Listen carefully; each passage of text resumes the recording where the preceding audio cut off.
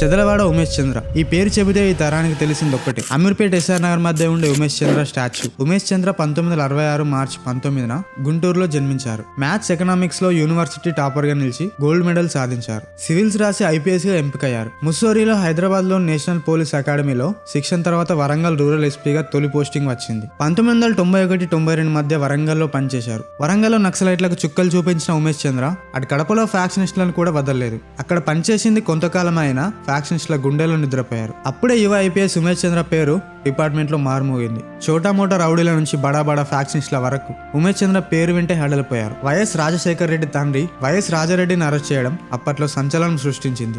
ఆ దూకుడు ఆయన కడప పులి అని పేరు తీసుకొచ్చింది. ఏఎస్పీగా ఉన్నప్పుడే ఫ్యాక్షనిస్టులకు నిద్ర లేకుండా చేసిన ఉమేష్ చంద్ర ఎస్పీగా వెళ్లి అంతే కఠినంగా ఉన్నారు. 2 ఏళ్లు కడపలో ఎస్పీగా పనిచేసి 1997లో కరీంనగర్ జిల్లా ఎస్పీగా బదిలీ అయ్యారు. సెప్టెంబర్ 4, 1999 పోలీస్ డిపార్ట్మెంట్ మాత్రమే కాదు, ఉమ్మడి ఆంధ్రప్రదేశ్ ప్రజలు మర్చిపోలేని రోజు.